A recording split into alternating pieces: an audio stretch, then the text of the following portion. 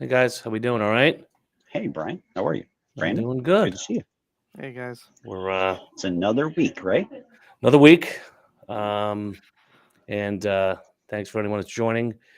Today we're going to be talking about at least 4 next-gen cybersecurity solutions that we're going to say you must have in your business.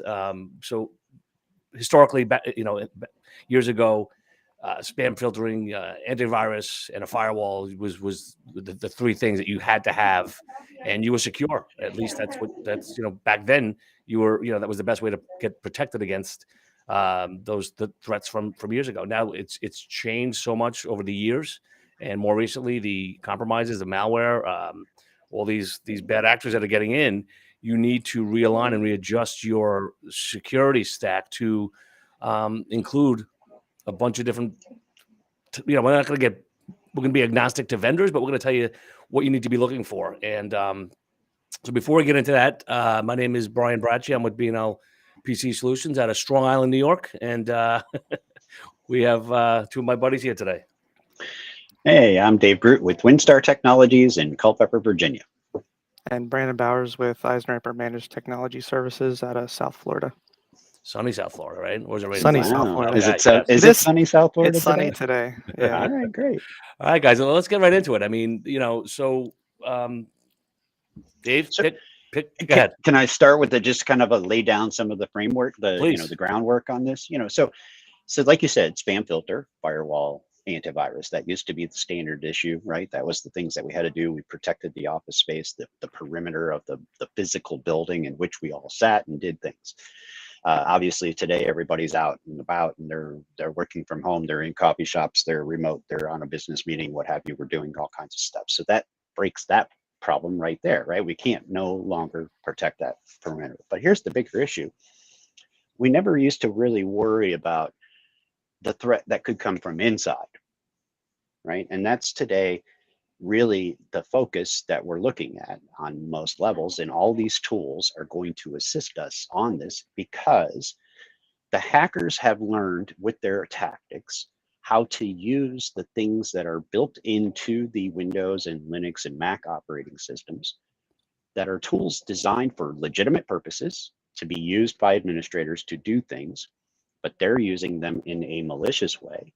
However, quite often, the security controls that are traditional and have been put in place, they trust that because it's being done under the premise of an internal user and their permission level.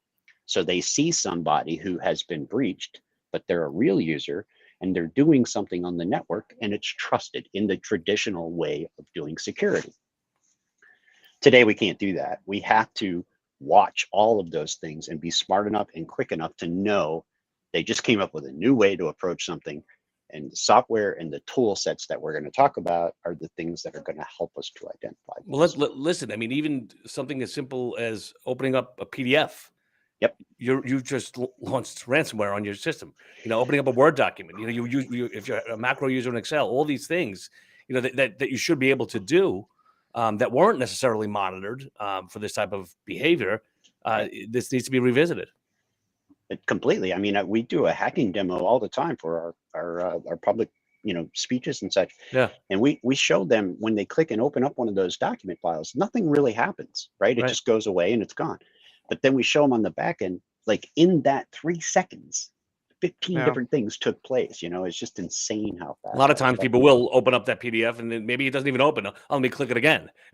They think something went wrong, right? Exactly. And that's the whole idea, Right? Because once that hacker has that foothold, then he's got time, right? He doesn't need to do anything today. It can be next week because it's persistent, so it's going to stay. Yeah, I was going to say when you right around what you mentioned in terms of foothold. Most attacks nowadays, it doesn't matter what vector they come in, their end goal is to get some type of foothold in the door and stay there for as long as possible and then see what they can do. And so whatever you can do to either prevent or detect or find that exposure and reducing that time to find that, the better. And that's really the tools that you want to look at, I feel like. Yeah, identifying and minimizing that Yeah. window. Instead of Sony was what, 7 months before Sony knew they were breached, right? You want to take that and that was a long time ago too, right? It was a long time ago, and but just to show you that that's and even today, like you're saying, they get that foothold in there. If there's nothing that sees that, it could be days, weeks, months before anything happens. The average is over 6 months. I want to Yeah. say the average is 8 or 9 months. The last time I looked at the stats. Yeah. Because they're learning who you are, right? I mean, in some capacity, we know someone that was breached in their Office 365 tenant, and it turns out it was about 7 months, and hidden rules were created. All this activity went on behind the scenes, and watched how he spoke, watched how he wrote emails, all this stuff, and then was successfully had $100,000 wired to a different account because he used the right words and the way that it amazing. Sounded like the guy. It was like It's not a seemed smash and real. grab anymore, No. right? And a You know, virus they're not. virus scan isn't going to find this. Sorry. Oh no. That's okay. So number one for new next gen SIM, right? Like that's what would help us there, right? If we were ingesting those logs out of the Office 365 cloud, we would have seen those rules getting created, and we would have been able to pick up on that activity ahead of time and know that that was a problem. And so let's also clarify. So there's non-technical people here. A SIM is going to pull the logs from all of your different systems into one place. You can call it a data warehouse, whatever you want to. And then rules are allocated against that to detect anomalies, right? So the most common one that I see that gets picked up in our SIM is, hey, there was a successful login from India, China, some other place that well, do I have a user there? Yes or no? Okay. Now you have some actual insightful information that you can look into what's going on. They usually call that an impossible travel event. Nobody's going to be able to log in from the US and then 5 minutes later from China or something like that. So just as an example. Yeah. So to kind of just take off on that point, I mean, right, SIM is the event logs from all kinds of different things. Everything you can get a log from, you should bring into this product because it's watching all of those things interact together. And that's where the anomalies are going to get picked up, right? So when a rule is made at 2 a.m. versus what's normally done at, between the hours of 10 in the morning and 2 in the afternoon, there's a question. And so now we have a guy, a woman, somebody in a SOC who's looking at that and saying, is this a real problem or is it just and that takes you into the managed XDR, which is the next alphabet soup tool. Yeah. So the replacement for antivirus, right? I mean, we don't use antivirus anymore, traditional antivirus. We use an EDR. MDR, it's endpoint detect and respond, and that's there's a bunch of products out there that all work similar, but are they all AI based? Are they all not all of computer them, but learning? Quite a few of them are AR, behavioral based. Yeah. So there's no more virus definitions that they kind of compare to. It's a different beast, right? And Brandon, why don't you tell how that differs from traditional antivirus? Are you asking me because of the analogy I mentioned? So whenever I'm explaining it to anybody, I always use the flu vaccine, which you could use the COVID vaccine now since it's kind of pertinent. But traditional antivirus, for the most part, there are differences and nuances to the different vendors, but they rely on definitions.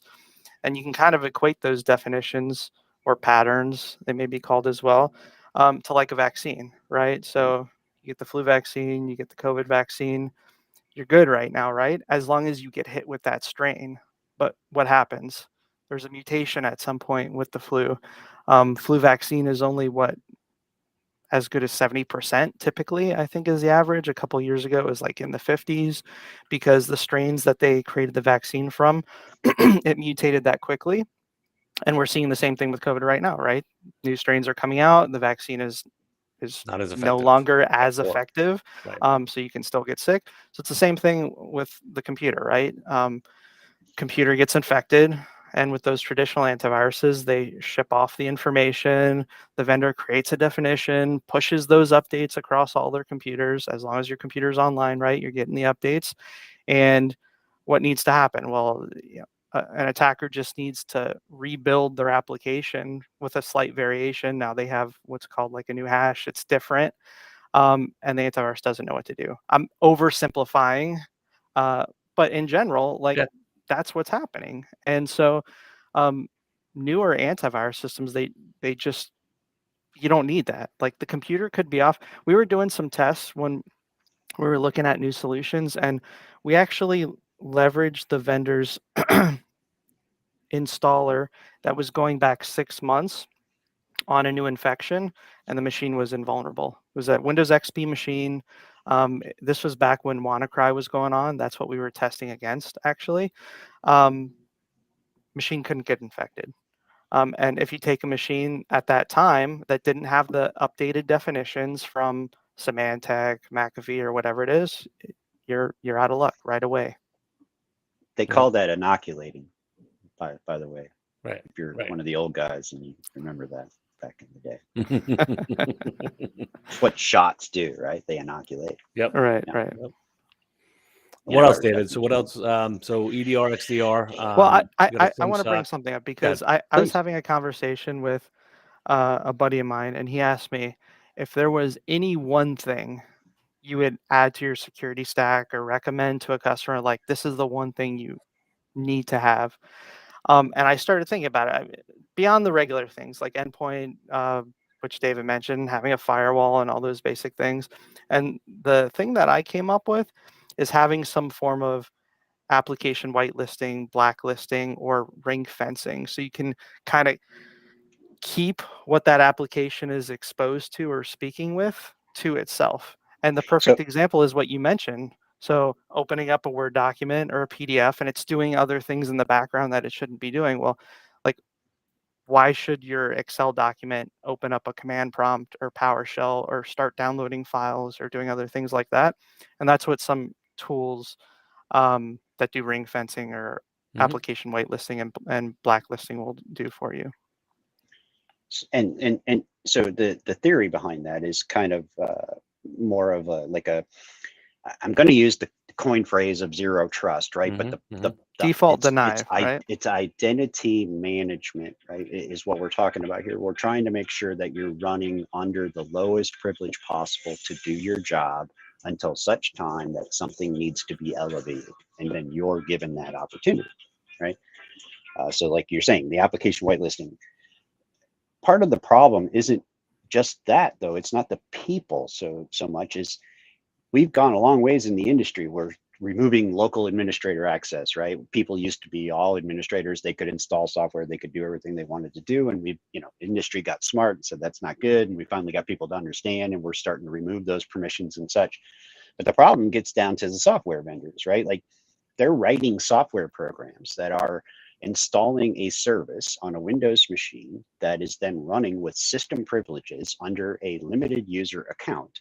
So I, the hacker, can get in with a user who has no administrative privileges, but if I can call on that service that QuickBooks installed, and I can make that service with system administrative privileges do something else, now I've got something going on. And what you're talking about is identifying that and saying, why would QuickBooks need to do that? And that's not normal, right? And the most times we see issues is with poorly written software. Of course. But that's the part that people forget is they're assuming, and again, it's so many working pieces, and it's just the way things have been done for years and years and years and years. Oh yeah, local admin, you need that to run this program. That's well, and then we write the application to take as much permission as it can, so that there's no question about I don't want to have to know how to code. I just want it to all run. And so here you go. You know what the great thing is about some of these tools, though? So you have this application that the vendor, you're in a business that you have to rely on that application. It's poorly developed. It's really not supported on maybe newer hardware, or you need to run around things like giving administrative rights for that. A lot of these tools will allow custom application level elevation just for that application per case. Plus you can still ring fence it so it's not able to communicate or do things that it shouldn't be doing, only what it should be doing, and add security around that really large security loophole. So I would agree with that, Brandon, that, the one tool that every person, I mean, we standardized on that. Yeah, Every we did too. endpoint we manage is running those kinds of technologies because it's so effective. And Yeah. it just makes the I'm not going to say makes the job easy, but it gives you a baseline that you can control.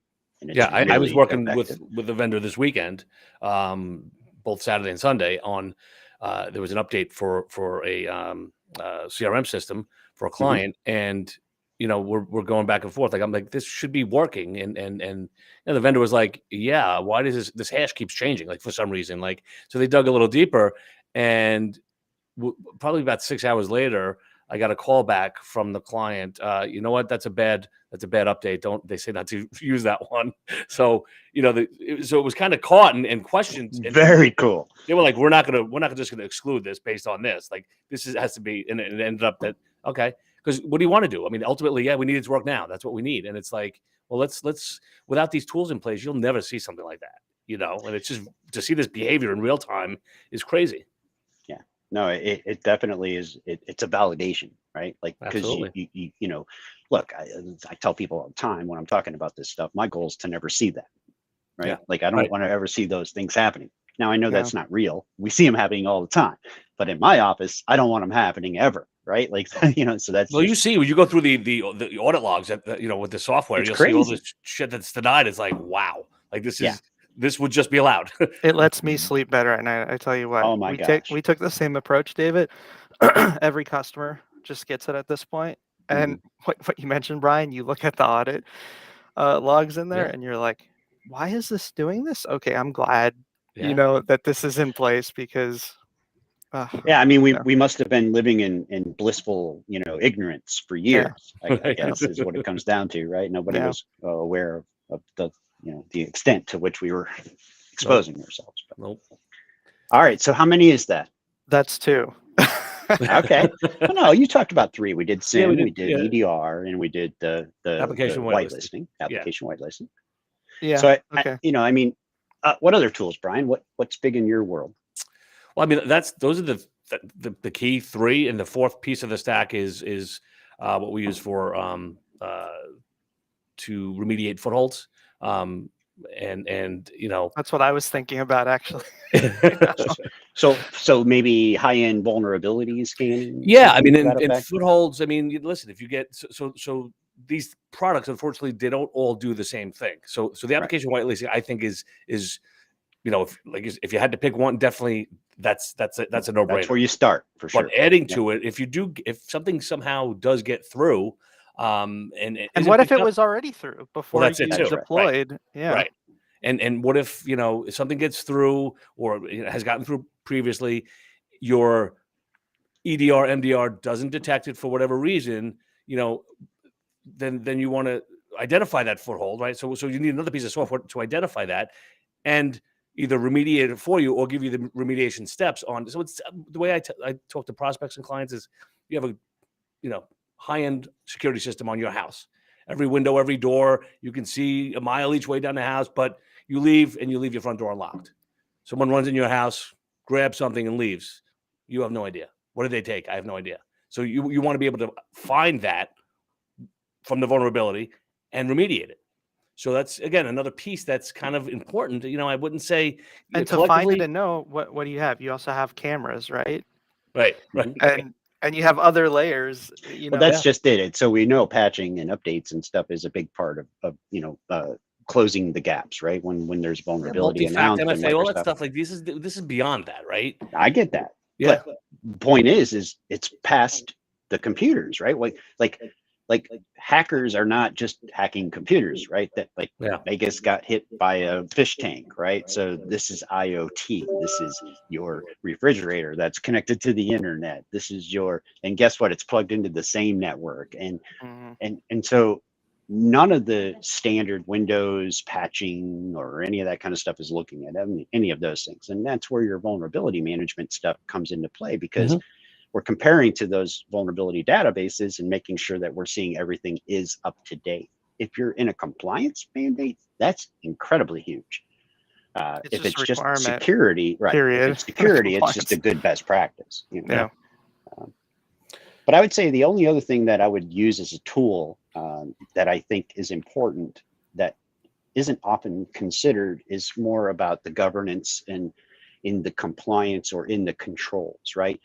The paperwork per se. And I say that meaning the training, your end user training, your security awareness training, but your policies that are fitting your business needs and looked at and reviewed with regularity. They're taught to your employees. They're attesting to knowing those policies. They understand why that's a problem.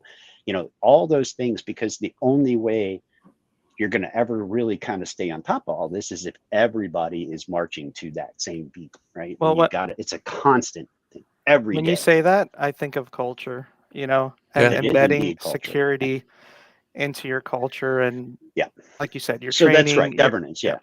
Yeah. No, that is the tool. That's what it is. It's the business culture or the maturity of their cybersecurity, right? And this And- needs to come from the top. Well, that's Yep. exactly right. I was going to say you need buy-in. You need to, you know, Yeah. and that's why with us, at least we meet, or either we prospect to the decision maker. Like that's who we need to talk to. That person that's going to, you know, I had a great meeting a couple of weeks ago, and they had top brass in there because the IT team that I met with, the 8 people there, they wanted buy-in from above, and they said, "Come to this meeting," and they did. So once you see that, and that's what you have to kind of, and it maybe not be so easy, but you have to get the buy-in from up top, and then let it trickle down, because it's in all honesty, if you have these tools in place, we're not disrupting anybody's day. Everything works as expected. You may not notice anything, right? And that's the goal, is to continue working, doing your job as normal. We're not talking about slowing down your computers. I mean, there's always going to be complaints about things, but these are really effective and non-evasive programs that we're talking about, and solutions. So, you know, I mean, look, the alternative is a breach, and just to kind of lay it out there, like, you know, you're looking, if a breach were to occur and any damage on any level takes place, any ransomware, any data exfiltration, any of that kind of stuff, I mean, it's a minimum of $150,000, $200,000 before you're finished with this, and that's the low end of what I'm talking The about. problem is it's the unknown costs. Like, there's some cost to getting your data back and the time lost there, but what's the cost to bad PR, your reputation, your lost business opportunities, and you don't know that for months, or never, and it's very hard to calculate, right? Because you just don't know. You know, we still see people that have their USBs wide open. Like, no one's walking around with USB sticks anymore. I mean, that's dwindled down because you have these online services that need to be protected as well. But these file sharing services, you know, name any one of them, it doesn't matter. But you know, we talk to people like, why do you have USB? Why isn't it just blocked? You know, default deny. Let's allow it if you need it. We'll check it. We'll mark it safe, and then we'll remove it. It's just, you know, so we do that too. I mean, the only time we hear from someone is when they're plugging in the USB, and it's like, what's it for? Well, I got my kids, blah, blah, blah, blah. Well, then get approval on that, and then we'll do it. And then it usually goes away. I would say, when it comes to the executive buy-in, right? The key is not just the buy-in, but it's the resource allocation, right? You gotta, as an executive, you gotta not only say this is a good thing, but I'm gonna give you resources to do it. Right? I'm going to give you a budget and a checkbook and don't just say, okay, yeah, we did it all, but don't you spend any, like, I mean, that's doing you no good. And in certain compliance frameworks, that's not even going to fly. If you don't have proven, documented resources of those programs and how much money and what's being, then you won't fail. You'll fail. You'll fail. Right. Couldn't get the right word out. We're running low on time, so we should recap. Top 4. What is it, Brian? Well, EDR, MDR, right? EDR. SIM. So you asked me a question, you're going to answer it? I see what you did there. Yeah, we got EDR, SIM, application whitelisting, and governance, right? I mean, that's... No, you know, culture. You said culture, yeah. And vulnerability scanning. Yep. I mean, there's again, it goes on, but those, There's probably 20 more. Oh my gosh. I mean, we could talk about tools all day, but Yeah. look, it's about concept. That's what we're really trying to drive home. Yeah. It's not what tool you pick. The tool is only as good as the implementation of that tool. And Right. ongoing monitoring of that Right. tool. Yeah. And again, with some of these EDRs, you can pick a name, you can buy it, install it, and have it minimally configured, not to do. Maybe it's not doing isolation. Maybe it's not doing rollback. It's not doing. So Look at Target. You can say, Hey, "Oh, I have this and I'm covered." Well, maybe you're not. You got to make sure that Target had a great tool in place. Yeah. I run attacks against these firewalls and these different devices and everything. And I can tell you, even these EDR programs, if they're not configured properly, I can come in there and get you in ransomware in no time. Yep. It's amazing. I love the fact that you can test that stuff and you can start to tweak it, because it really is required. It's not a set and forget. It isn't open the box, put it in, and you're done. Nope. So, okay. All right, guys. Good luck, everybody. Be safe. Yeah. Thank you. We will talk to you guys next week. Yes, sir. Y'all have a great week.